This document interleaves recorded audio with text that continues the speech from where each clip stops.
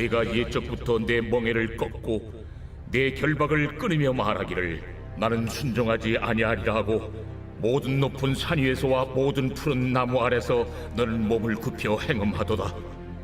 내가 너를 순전한 참 종자 곧 귀한 포도나무로 심었거늘 내게 대하여 이방 포도나무의 악한 가지가 되면 어찌 됨이냐.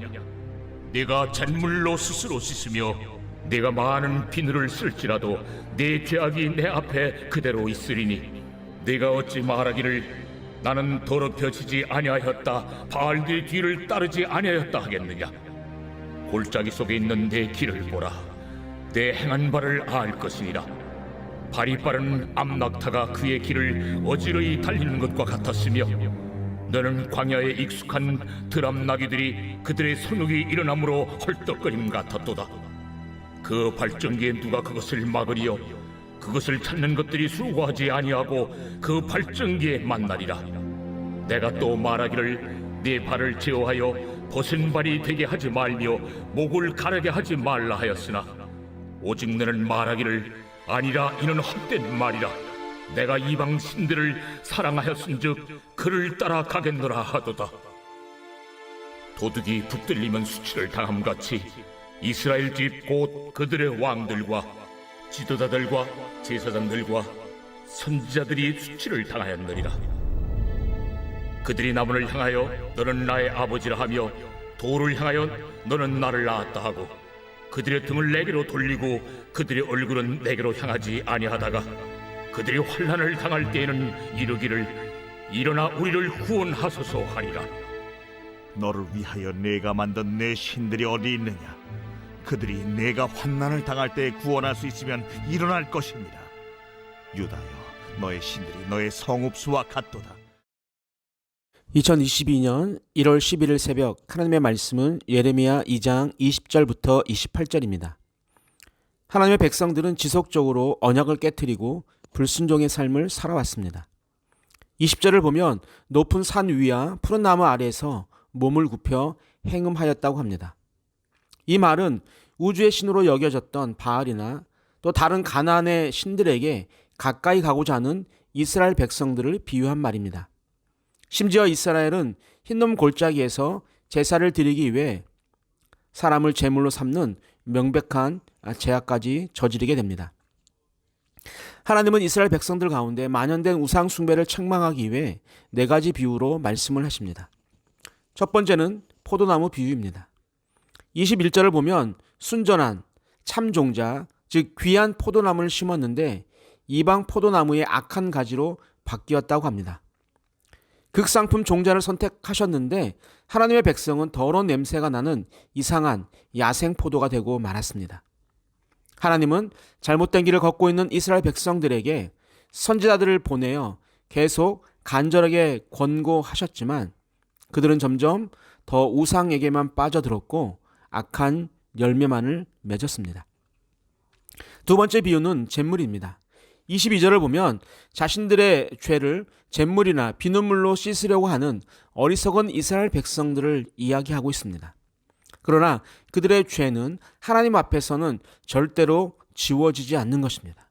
그만큼 그들의 죄악의 뿌리가 깊다라는 그런 말씀입니다. 세 번째 비유는 암낙타에 대한 비유입니다.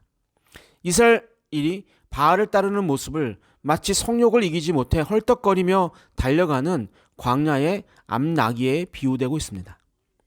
광야의 암나귀가 헐떡거림같이 이스라엘 백성들은 죄의 욕망에 아주 깊이 중독되어 있었습니다. 하나님이 아닌 이방신 바알을 향한 백성들의 마음을 막을 수 없을 정도로 견고하게 되었다는 것을 말하고 있습니다. 그들은 겉으로는 아니라고 말을 하지만 하나님이 보시는 이스라엘 백성들은 하나님보다는 이방신을 사랑하고 따라가고 있었습니다. 마지막 비유는 도둑에 대한 비유입니다. 이방신을 따르는 자신들의 행동에 조금도 수치심을 느끼지 않는 이스라엘 백성들을 보면서 예레미야 선지자는 수치라는 단어를 사용하여 우상을 숭배하는 이스라엘 백성들에게 경고를 하고 있습니다. 하지만 그것을 잘못으로 깨닫지 못하고 전혀 이에 대한 가책 없이 깊은 영적인 잠을 자고 있었습니다. 또한 27절과 28절을 보면 이스라엘 백성들은 그들의 마을 수만큼이나 많은 우상들을 섬기고 있었습니다. 그러나 그것들은 전혀 도움을 줄 수 없는 돌멩이들이요, 또 안전을 보장해 줄 수 없는 거짓 신들이었습니다. 그래서 하나님께서는 내가 환난의 때에 너를 구원할 만한 그 신들이 지금 다 어디 있느냐고 하나님은 반문하고 계십니다. 이스라엘 문제는 일반 백성들에게 국한되지 않았습니다. 26절을 보면 이렇게 나옵니다. 도둑이 붙들리면 수치를 당함같이 이스라엘 집 곧 그들의 왕들과 지도자들과 제사장들과 선지자들이 수치를 당하였느니라. 26절을 보면 일반 백성들에 국한된 것이 아니라 정치 지도자들까지, 또 종교 지도자들도 그런 수치스러운 생활에 깊이 빠져 있다고 경고를 하고 있는 것을 보게 됩니다. 사랑하는 성도 여러분, 오늘 말씀을 보면서 우리는 어떤지 돌아보아야 합니다. 잿물이나 비누로도 씻을 수 없을 만큼 더러운 죄악에 빠져 있지만 오늘날 우리는 죄를 죄로 알지 못하는 시대를 살고 있습니다. 영적으로 깊은 잠에 빠져 있지만 죄악됨을 깨닫지 못하고 있지는 않는지요. 여러분, 하나님의 말씀만이 분명하게 죄의 기준을 선포해 줍니다. 우리가 혼란스러운 세속적 윤리 기준에 휘말려 나의 죄악의 깊은 잠에 빠지지 않기 위해서는 말씀의 기준이 내 삶에서 모호해지지 않도록 말씀을 사모하는 자가 되어야 합니다. 성경 통독이 올해도 계속 시작될 것입니다.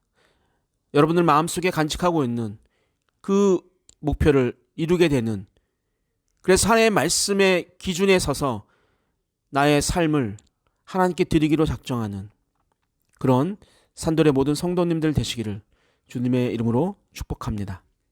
아멘. 사랑의 하나님 아버지, 말씀이 없어서 우리의 죄를 깨닫지 못하는 어리석음이 우리 안에 없게 하여 주옵소서. 죄를 남의 일로 가볍게 생각하지 않고 바로 나의 일로 무겁게 생각하며 살아가는 자가 되게 하여 주옵소서. 2022년을 시작하면서 주신 사명을 잘 감당하게 하시고 우리 안에 건강의 회복과 가정의 회복과 사업장의 회복이 일어나게 하여 주옵소서. 우리를 죄로부터 구원의 길로 인도하신 감사하신 예수님의 이름으로 기도하옵나이다. 아멘. 우리 함께 기도하겠습니다. 첫 번째, 나의 탐욕과 지나친 방종으로 인해 무뎌진 영적 무감각에서 벗어나도록 깨워 주옵소서. 두 번째, 하나님이 아닌 세상의 것에 마음을 빼앗기지 않는 말씀의 사람이 되게 하옵소서. 마지막, 2022년 주신 사명을 잘 감당하는 자가 되게 하여 주옵소서. 우리 함께 기도하시겠습니다.